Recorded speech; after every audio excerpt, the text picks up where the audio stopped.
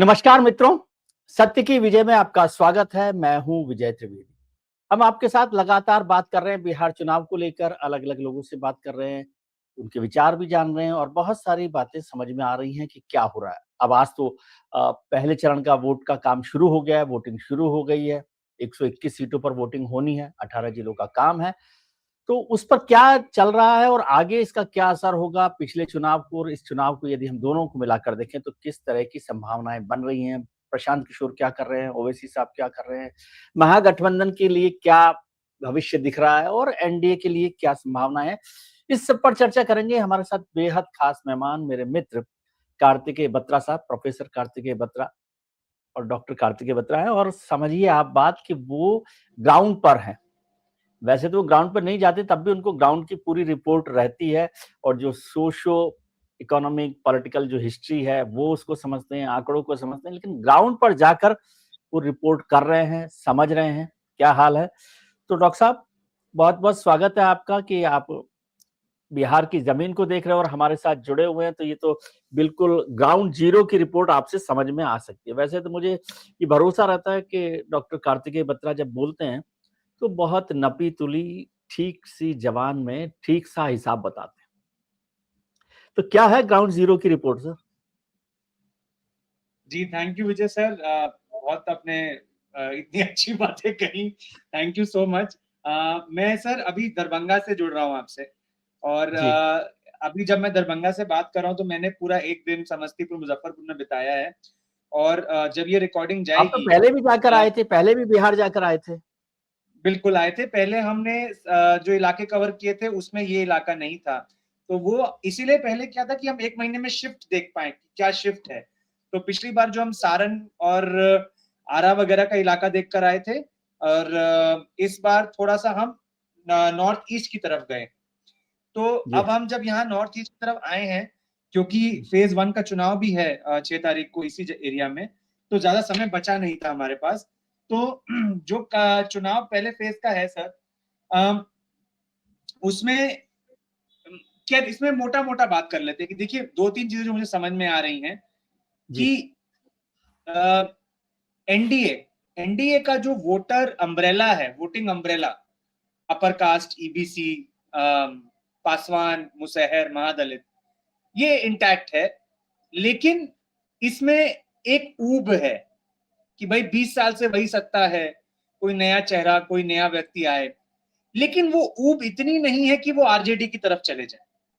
ये मुझे ओके। लगता है बहुत इंपॉर्टेंट बात है और उसके कई कारण हैं कि वो अगर आरजेडी की तरफ चले जाते तो ये चुनाव एक तरफा हो जाता। लेकिन उनमें ऊब तो है, लेकिन वो इतना इतना इरिटेट नहीं हुए हैं क्योंकि वो आरजेडी को उससे बड़ी प्रॉब्लम मानते हैं। आज भी आज ऊब के भी बाद भी पहली ऑब्जर्वेशन। हाँ जी। ऊब के बाद भी वो आरजेडी के साथ नहीं जाना चाहता। उनको लगता है कि ये ज़्यादा नहीं नुकसान जाना का चाहते। सौदा होगा। करेक्ट। और दूसरी बात ये कि जहां तो उनको एक अच्छा विकल्प तीसरा मिल रहा है पीके के रूप में, जैसे एक सीट है सर जहां मैं आज गया, समस्तीपुर की मेन सीट। तो वहां क्या हुआ, और ये मैंने पिछले राउंड में भी देखा था जब मैं घूम रहा था, पीके के कुछ ऐसे कैंडिडेट्स हैं जिनको पैराशूट किया गया बाद में, कि पीके के जी। लिए काम किसी और ने किया 2-3 साल और आखिर में टिकट किसी और को मिला। तो एक ऐसी सीट मैंने देखी थी, Baruraj, if I am not wrong, Baruraj की सीट है। तो ऐसे ही एक सीट समस्तीपुर है जहां जो महिला इनके लिए मतलब मोर्चा काम संभाले कर हुई रहे। 2-3 साल, वो उनको टिकट नहीं मिला, तो अब वो निर्दलीय बन के खड़ी। तो कई अपर कास्ट युवा, कई ईबीसी युवा ये कह रहे थे कि हमारा वोट या जेएसपी या उनको जा सकता है, हालांकि हमें पता है कि जेएसपी इस बार सरकार नहीं बनाए। तो वो जो थोड़ा बहुत स्कैटरिंग होगा वो डेंट कर सकता है एनडीए को। पर साथ ही साथ जैसा कि अभी हम चर्चा भी कर रहे थे कि जेएसपी का अपना कैंपेन अब बहुत शांत हो गया है पिछले कुछ हफ्तों में, तो उसका देखना पड़ेगा। ये दो बातें, एक पहली बात ये। दूसरी बात, एमवाई इंटैक्ट है। हालांकि एक जो मुझे लगता है जहां पे थोड़ा सा स्प्लिट हो सकता है वो है महिला वोट। देखिए महिलाएं आज भी नीतीश जी के साथ हैं, और एक बिहार की ये आप एक एक सच्चाई कहिए कि एक्सपेक्टेशन का बेस इतना लो है कि लोग 10-15 साल पुराने किए हुए काम पर भी आज भी रिवॉर्ड करने को तैयार है। सड़क बना दी, स्कूल बना दिया, आज कई सिस्टम बना दिए गांव में। तो एक बेस लेवल शायद इतना लो था कि आज भी वो उस पर वोट देने को तैयार हैं, और या ये कह सकते हैं कि महत्वाकांक्षाएं कहीं ना कहीं रुक गई हैं एक पॉइंट पे आके। तो ये भी एक कारण है कि महिलाओं को लगता है कि जो है वो ठीक है, जो अननोन है वो हम कैसे रिस्क ले सकते हैं। एक चीज जो सर मुझे समझ 10,000 रुपए का जो क्रेज था एक महीना पहले, जिनको मिला है वो है, लेकिन कहीं ना कहीं ये भी चल रहा है कि सबको नहीं मिला जी। अब आप इसको दो तरीके से देख सकते हैं कि ये सबको नहीं मिला, मतलब कि हम इस बात से कभी कभी ज्यादा नाराज होते हैं कि हमें तो नहीं मिला, कोई बात नहीं, हमारे पड़ोसी को क्यों मिल गया। तो अब इसमें नाराजगी भी हो सकती है, लेकिन साथ ही साथ आप ये भी कह सकते हैं कि महिलाओं को कुछ उम्मीद भी है कि चलिए इनको मिल गया है तो चुनाव के बाद हमको भी मिल जाए। लेकिन वो जो एक यूनिफॉर्म पॉजिटिव सेंटिमेंट था उसको लेकर, वो मुझे नहीं है। अब डाइल्यूट होता हुआ दिख रहा है एक महीने बाद। लेकिन फिर भी मैं कहूंगा कि महिलाएं नीतीश जी का मेन एक डिफरेंशिएटिंग फैक्टर, क्योंकि जी। देखिए पुरुषों के लिए तो कहीं ना कहीं एक मुझे लगता है कि वो ये मान चुके हैं कि हमारा कोई ध्यान रखने वाला नहीं, क्योंकि रोजगार नहीं है, पलायन जी। है, महिलाओं के लिए पॉलिसी बन रही है। जी। तो पुरुष ये कहते हैं जब आप उनसे बात करें, और पुरुष अक्रॉस द बोर्ड, अगर आप यादव और मुस्लिम को छोड़ दें, उनको दिखता है एक एक्साइटमेंट है कि तेजस्वी आएंगे तो कुछ होगा। एमजीबी के लेकिन जो खास। एनडीए के पुरुष वोटर हैं, चाहे वो अपर कास्ट हो चाहे वो ईबीसी हो, वो कहते हैं कि भाई हमारा तो कुछ है नहीं, लेकिन फिर भी हमारा वोट एनडीए का। ठीक है, तो ये तीसरा। चौथा मैंने जो देखा, जो मुझे बहुत इंपॉर्टेंट था समझना, कि कांग्रेस ने जो दलित वगैरह पर इतना काम किया है, क्या उनकी तरफ कुछ मूवमेंट हो रहा है। तो एक चीज जो मुझे दिखी कि पासवान और मुसहर वोट अभी भी एनडीए के साथ है, मेजोरिटी।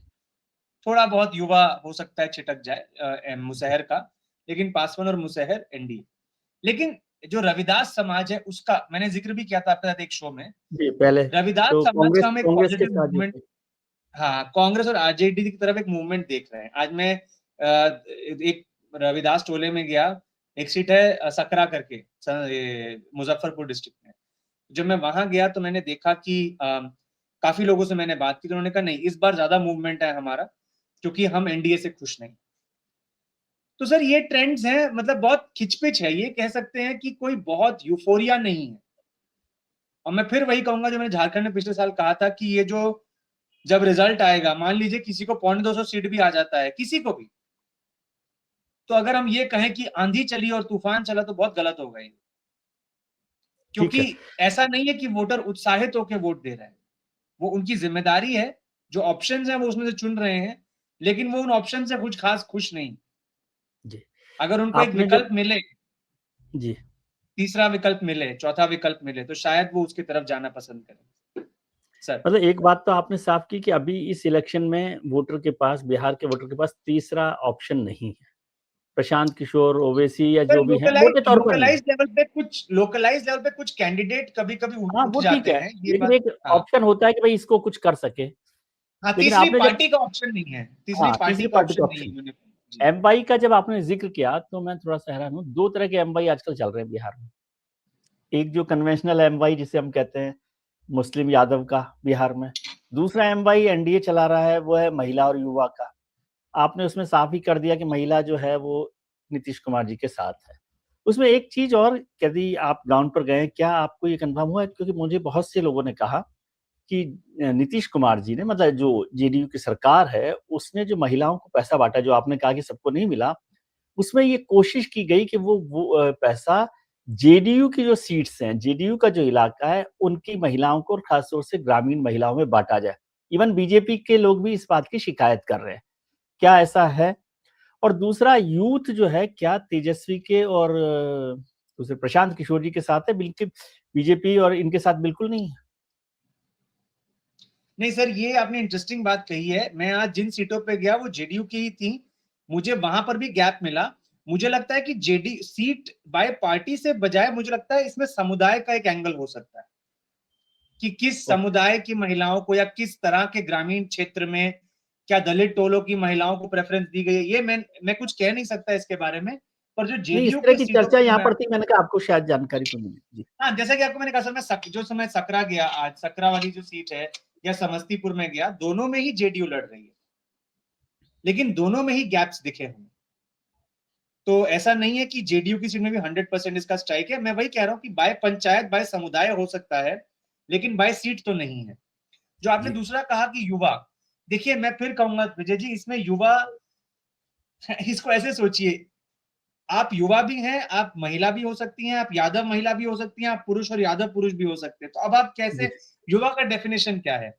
युवा का डेफिनेशन, वो फायदे वाला डेफिनेशन वो है कि वो युवा जो आपका वोट ब्लॉक का नहीं है और वो आपके पास आ जाए, ठीक है ना?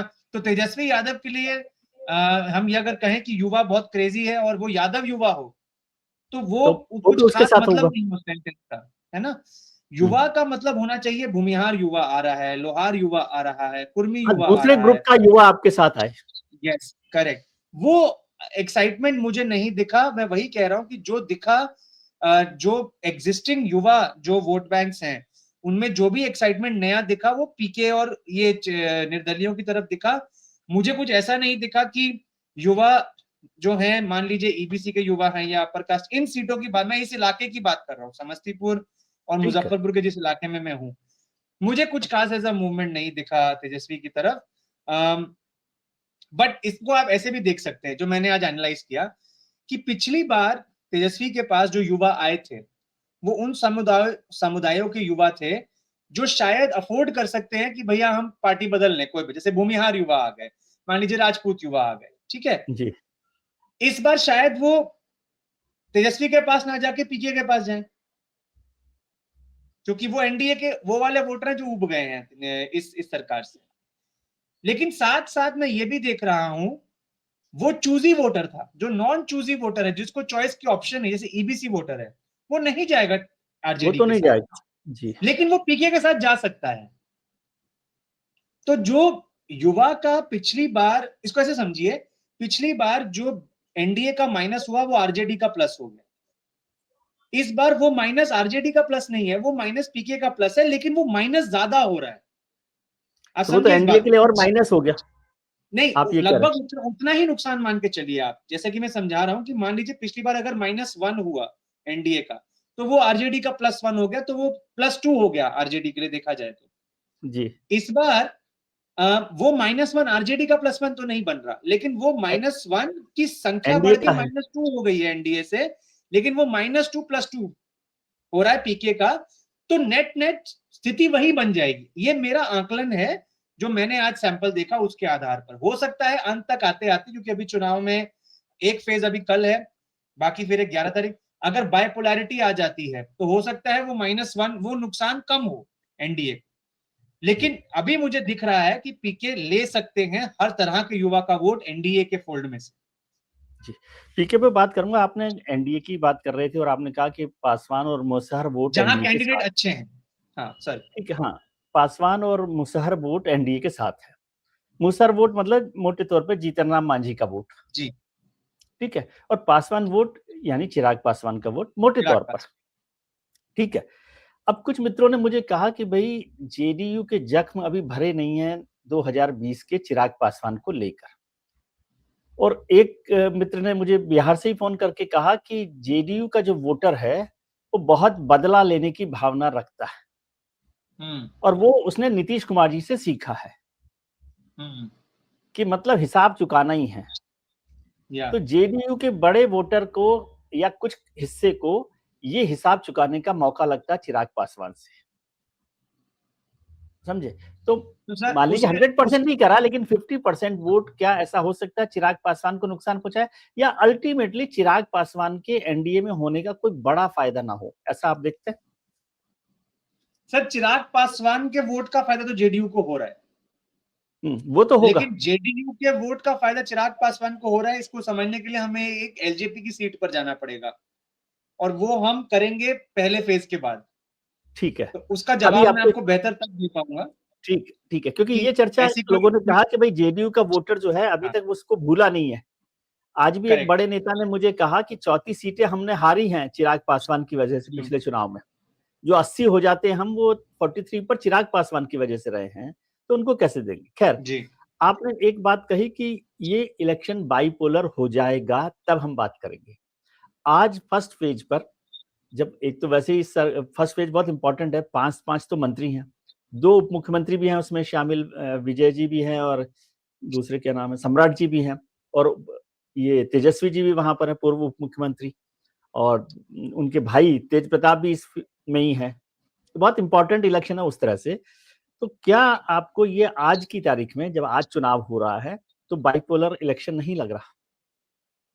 नहीं सर, बाइपोलर है, मैंने कहा और बाइपोलर, बाइपोलर ही है, बिल्कुल बाइपोलर है।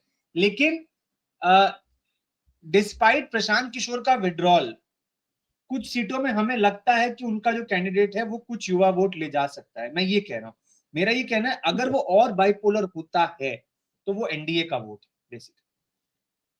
बट जमीन पे एकदम साफ है, एकदम साफ है कि दो पक्षों की लड़ाई है इसमें। दो पक्षों की लड़ाई है। और आप प्रशांत किशोर जी की बात करते हैं, वो बड़े इसमें पूरे इलेक्शन में डिसरप्टर के तौर पर, या अर्श और पर्श जो भी उनका खुद की भूमिका थी, क्या वजह आपको लगती है जो आपको समझ आती है कि पहले तो प्रशांत किशोर इतना हाई फाई होकर वो निकले, 2 साल घूमे, ये सब किया, चुनाव लड़ा, रैली वगैरह भी कर ली और कहा सारी जगह चुनाव लड़ेंगे, और फिर एक दिन उन्होंने कहा कि भाई मैं तो नहीं लड़ूंगा राघोपुर से चुनाव, पहला विड्रॉल किया। दूसरे दिन उन्होंने एक इंटरव्यू में कहा कि भाई हो सकता है मेरे कुछ एमएलए जो है कहीं और चले जाए, मैं रोक नहीं सकता। ठीक है। और तीसरी बात अभी उन्होंने कहा, कुछ एक और बात कही थी कि अब ये इलेक्शन में जो होगा होगा, देखा जाएगा, मैं इस पर कह रहा हूँ। हाँ, उन्होंने कहा कि मैं अपने वोटर्स को कह रहा हूँ, मतलब वोटर्स को कह रहा हूँ कि यदि आपको लगता है कि मेरा कैंडिडेट नहीं जीतेगा, तो आप किसी अच्छे ईमानदार आदमी को वोट दें। तो ये जो स्टेप बाय स्टेप विड्रॉल है, और सर या जो ये भी जो दिया ना कि बोला कि मैं नीतीश जी को पसंद करूंगा तेजस्वी के सामने। हाँ, और एक ये बात इंपॉर्टेंट कि नीतीश जी को, तेजस्वी और नीतीश में से नीतीश को पसंद करूंगा। इसमें मैं एक बात और जोड़ देता हूं कि कोई भी जो तीसरी नया फैक्टर आता है इलेक्शन में, उतर कर आया है, तो उसकी लड़ाई जो आम वोटर है वो सत्ता के खिलाफ समझता है, क्योंकि बदलाव तो सत्ता में करना ना। प्रशांत किशोर जी ने ये लड़ाई शुरू से ही नीतीश कुमार के खिलाफ नहीं लड़ी। इसको थोड़ा समझाइए सर, ये बात अंदर की, आपके अंदर हंसी जो मुस्कुराहट है, वो थोड़ा सा खोल के बताइए। वे मुस्कुराहट ये है कि नहीं, आप वैसे हमेशा ये ऐसा मुस्कुराते हो हैं, गया कि उसमें कोई बात नहीं। ये ये ये कुछ ऐसा हो गया कि आपने एक इंग्लिश के टीचर से अलजेब्रा का सवाल पूछे, जबकि मैथ्स के टीचर आप खुद है। तो ये सवाल तो, नहीं नहीं ये तो जर्नलिस्ट का सवाल, ये नहीं नहीं जर्नलिस्ट वाला लोग खोजी सवाल है। नहीं नहीं, लोगों ने मुझे कहा देखिए कि सर, यहाँ बैठे मेरा रहते हो दिल्ली क्या, लोगों ने कहा दिल्ली में बैठे रहते हो और जो जमीन पर है कार्तिकेय साहब, डॉक्टर साहब, उनसे पूछते नहीं कि क्या बात है, आप अपना ज्ञान लगाते रहते हो नहीं नहीं, जबरदस्ती का। सर आप जो दिल्ली में आप बैठते हो तो आप भी, वहां पर भी जमीन है, वो भी कवर की जाती है। मुझे लगता है ये जो फैसले जो आपने अभी जिनका जिक्र किया, ये फैसले दिल्ली की जमीन पे तय हुए हैं। इसलिए हम जैसे लोग, हम जैसे अदने लोग जो अभी दरभंगा, मुजफ्फरपुर, समस्तीपुर की धूल फाक रहे हैं, हमें इस सच्चाई का कोई इल्म नहीं होगा। तो मैं तो चाहूंगा कि आप हमें बताएं कि आपका क्या कहना है इसमें। मैं तो ये बता सकता हूं सर कि जी इस पूरे प्रक्रिया से हुआ क्या। जी, वो बेसिकली बताइए। जब वो आए, उन्होंने नैरेटिव हाईजैक किया, जो तेजस्वी का नैरेटिव हो सकता था, वो सारी जी बातें वो बोल गए। जी उसके बाद जब बारी आई चुनाव लड़ने की, तो वो विड्रॉ कर गए। जी और अब जब वो विड्रॉ कर रहे हैं तो ये समझ में आ रहा है कि वो एनडीए का वोट ज्यादा काटने वाले थे अगर वो अच्छे से लड़ते तो अब दो और दो जोड़ लीजिए आप। मतलब इसमें मैं कुछ नहीं कह सकता, मैं आपको बस ये बता सकता हूं कि तथ्य क्या है। मुझे लगता है इस पे स्टोरी आपकी बनती है। नहीं, चलिए, जब आप समझ जाएंगे तब आप बताएंगे कि क्या हुआ है। लेकिन अभी मोटे तौर पर आपको लग रहा है कि अब प्रशांत किशोर उस भूमिका में नहीं है कि इस चुनाव को कहीं पर ले जाए। ठीक है। अब आपने एक बहुत इंपॉर्टेंट जी। कुछ सीटों पर सर कर सकते हैं। जैसे अब ये देखिए, अब मैं आपको बता दूं, ये जो सकरा की सीट है, ठीक है, सकरा की सीट पिछली बार जेडीयू जीती 1500 वोट से। 1500 वोट से जो सीट वो जीती, तो उसमें एक अहम भूमिका निभाई चिराग पासवान जी के कैंडिडेट ने, जो 13,000 वोट लेकर गया। ठीक है। अब आप इसमें जोड़ दीजिए कि चिराग पासवान का जो वोटर है वो भी जेडीयू को जाके जुड़ जा रहे, तो वो जुड़ जाए। गैप बढ़ जाता है। तो ये कंफर्टेबल होना चाहिए। लेकिन अब अगर आप पीके को जोड़ दे, पीके का कैंडिडेट इसमें 10,000 वोट भी ले जाता है, 10,000 वोट भी पीके का कैंडिडेट प्लस जो निर्दलीय जिनको उन्होंने ग्रूम किया वो ले जाती हैं जी। और प्लस थोड़ा सा जो दलित वोट का मैंने आपको जिक्र किया कि वो मूव कर रहा है एमजीबी की तरफ, ये पूरा गणित आप बिठाइए और ये सीट महागठबंधन निकाल लेगी। तो ये नहीं, कैंडिडेट नहीं, टू लेकिन कैंडिडेट डिपेंड करेगा, मुझे लगता है कि देखिए जहां पे प्रशांत जी की सीट पीके निकालने ने, के लिए पूछ रहा हूँ। सॉरी सर, मैं ये समझना चाह रहा हूँ, मतलब वो तो कोई कैंडिडेट खड़ा होगा तो कहीं ना कहीं फायदा नुकसान होगा। मैं कह रहा हूँ प्रशांत किशोर जी की क्या सीट निकल सकती है, कितनी सीट निकल सकती है? मैं आपको सुन नहीं पा रहा सर, माफ कीजिए। मैं ये कह रहा हूं कि ये डिसरप्टर तो वो हो सकते हैं चुनाव के नतीजे को बदलने में, एमजीबी की या एनडीए को, जिसका भी होगा, लेकिन क्या प्रशांत किशोर की पार्टी खुद अपने खाते में कुछ कितनी सीट डाल सकती है, आपको लग रहा है? हाँ, ये आप पूछ रहे प्रशांत किशोर खुद कितनी सीट ला सकते हैं, तो सर मेरा ये मानना है कि सीटें वो कुछ खास नहीं लाएंगे, लेकिन झारखंड पिछले साल जब चुनाव हुआ था तो जयराम महतो की एक पार्टी थी, वो 6-7% की पार्टी थी, लेकिन उसने कई सीटों पे असर डाला था। तो मुझे लगता है कि ऐसा कुछ हो सकता है, अगर क्योंकि कैंडिडेट क्वालिटी इनकी कैसी है हर सीट पे ये मैं जानता नहीं, तो इसको ऐसा समझिए आप, प्रशांत किशोर चाहे विड्रॉ कर गए हो, लेकिन जिस कैंडिडेट के लिए लोगों के मन में जगह बन गई हो, वो आप मैदान नहीं, में तो है, वो आप नहीं हटा, वो मैदान में है, वो कारतूस अब छिल चुका है और गोली निकल चुकी है हाँ, और वो गोली लोगों के निकल गई मन हाथ से से, आप उनको नहीं निकाल। वो हाँ, गोली हाथ से तो निकल गई है। चाहे पीके कितना भी खुद विड्रॉ करें, उनके कैंडिडेट जहां अच्छे हैं वहां पे ये सब तिकड़मबाजी हो सकती है। एक आखिरी सवाल, क्योंकि आपको भी बहुत काम करना है, पूरे दिन भर से आप घूम रहे हैं, फिर कल मतलब लगना ही है आपको। अ, ये जो आपने कहा, आप तो ऐसे निराश कर दें, अमित शाह जी ने कहा कि 160 से ज्यादा सीटें आएंगी, और आपने कहा 170 भी आए तो आंधी नहीं है। ये कैसी गणित है आपकी भाई? 100 जी 120 सर, सीटें पर जो हाँ 125 सीटों सर, पर जो मेरी आई है, गणित, हाँ नहीं, पहला तो ये समझाइए कि इतनी 170 से 160 सीटें आने वाली हैं एनडीए की या किसी भी पार्टी की, और दूसरा फिर इसको आंधी क्यों नहीं कह रहे आप? नहीं सर, आ सकती, देखिए आने को कुछ भी हो सकता है, first pass the post system है, एक एक वोट से भी अगर आप 160 सीट जीत जाएं तो आपका वोट शेयर सेम भी हो फिर भी आप जीत सकते हैं, मुझे कोई उसमें कहने में गुरेज नहीं है, पर मैं क्यों कह रहा हूँ आंधी नहीं है। और मैं फिर कहूंगा ये बात मैंने झारखंड में भी कही थी जहां इंडिया अलायंस जीता, और ये मैं बिहार में भी कह रहा हूं, चाहे महागठबंधन जीते एनडीए जीते, दूर से बैठकर चुनाव का जब विश्लेषण हम करें तो केवल आंकड़ों में जाके ये ना कहें कि आंधी आ गई, तूफान आ गया, क्योंकि उसका एक पॉजिटिव कॉनोटेशन हम जबरदस्ती जोड़ रहे हैं बिना ये वेरीफाई किए जमीन पर कि लोगों ने किस मेंटालिटी से वोट किया है, क्या ये नेगेटिव वोट है, क्या ये पॉजिटिव वोट है।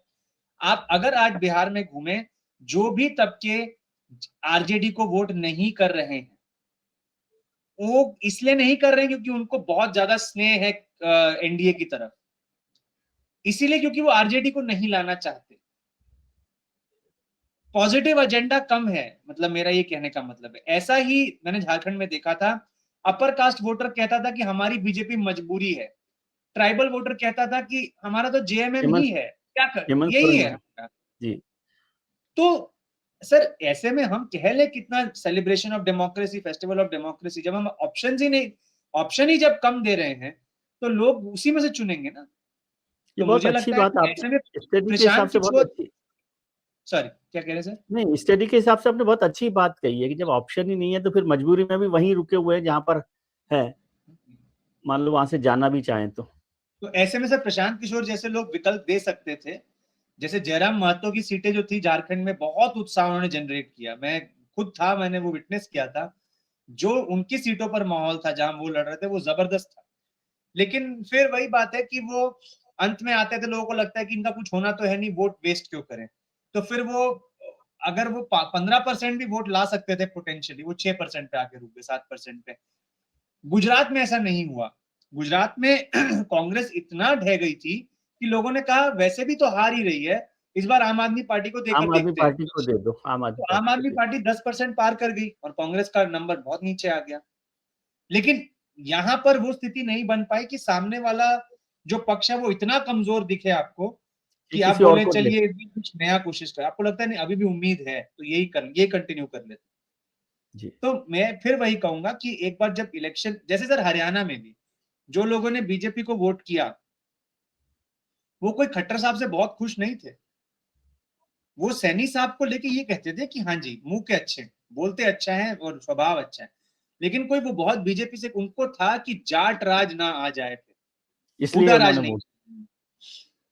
तो उनको बाहर रखने के लिए वोट था वो। जी। लेकिन उत्साह आपको कहां मिलेगा सर? उत्साह आपको उन समुदायों में मिलेगा जिनको पावर आती हुई दिख रही है।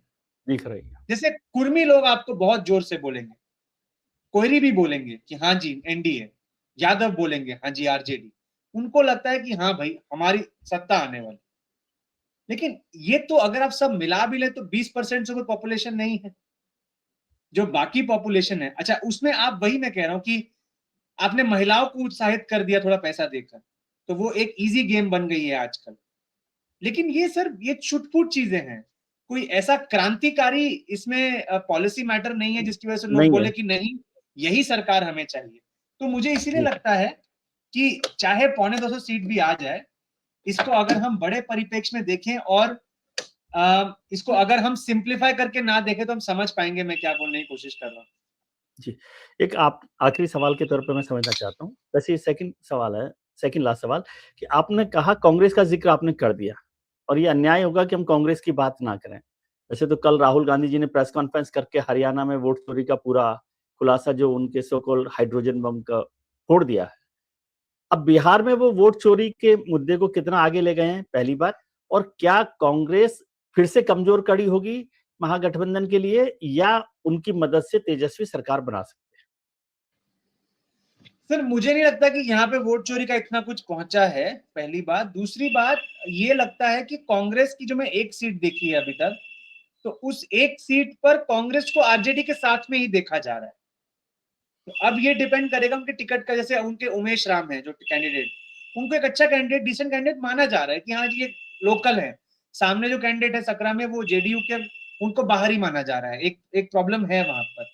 लेकिन मुझे लगता है कि ये कैंडिडेट पे डिपेंड करेगा कि क्या, बट ये वोट चोरी का मुझे नहीं लगता कि यहाँ तक कुछ पहुंचा है। नहीं, कमजोर कड़ी तो नहीं रहेंगे कांग्रेस कि तेजस्वी ये जी के सर अब ये शपथ देखिए ग्रहण में मुश्किल हो जाए? चुनाव ये रिजल्ट के बाद समझ में आएगा कि कांग्रेस कमजोर, क्योंकि अभी ऐसा देखिए मैं वही कह रहा हूं, कांग्रेस को यहाँ आरजेडी की एक्सटेंशन माना जा रहा है। हाँ ठीक है। कांग्रेस कोई ऐसा नहीं है कि हाँ हम कांग्रेस की वजह से किसी को वोट दे रहे हैं। हाँ ये है कि जैसे जो रविदास वोटर हैं वो कहते हैं हम पुराने कांग्रेस में हुआ करते थे, फिर हम आरजेडी में आए, फिर हम जेडीयू में आए, फिर हम बीजेपी में, अब हम वापस कांग्रेस आरजेडी की तरफ जा रहे हैं। तो एक रिकॉल है, लेकिन वो बुजुर्गों में ज्यादा है। बट एज सच कांग्रेस को लेकर, कांग्रेस की अभी इस एरिया में खासकर रेलेवेंस कुछ खास नहीं है। कुछ खास। मुझे लगता है जब मैं चंपारण साइड जाऊंगा जहां ज्यादा तब समझ में। कॉन्टेस्ट, और सीमांचल में अगर हम जाएंगे, मुझे लगता है सीमांचल के इलाके में जहां सीमांचल में माइनॉरिटी समझ है, में आएगा। जी। सीमांचल में, और जब हम चंपारण के इलाकों में जाएंगे जहां उनका कॉन्टेस्ट बीजेपी से रहता है कई सीटों पर, तो अभी तक इस पर मेरे पास फिलहाल इतना डेटा नहीं है कि मैं कुछ बोल पाऊं। लेकिन अभी तक जो समझ में आ रहा है कि आरजेडी, कांग्रेस को आरजेडी की एक्सटेंशन ही माना जा रहा है। ठीक है। फर्स्ट पेज के हिसाब से आपको लगता है कि नीतीश कुमार जी 25 से 30 तक रहेंगे?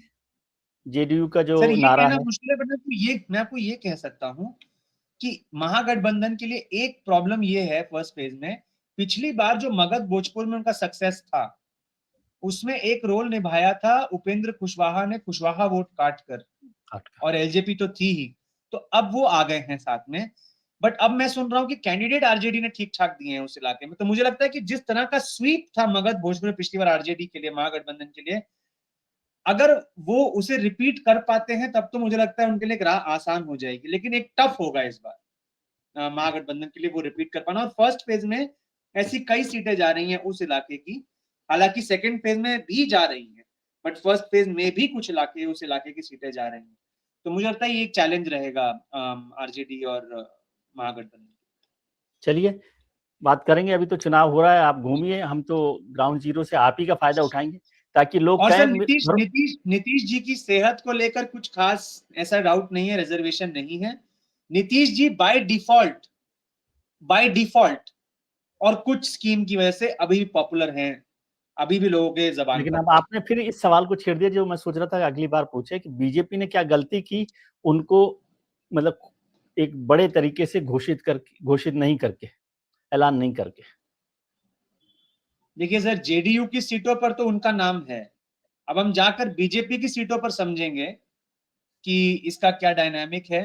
अभी तक कुछ ऐसा मुझे नहीं दिख रहा, लेकिन मुझे कहीं ना कहीं इसमें एक चीज ये दिखती है सर, मध्य प्रदेश में भी शिवराज जी को ऐलान नहीं किया था और शिवराज जी को सिंपैथी मिल गई थी इस बात की।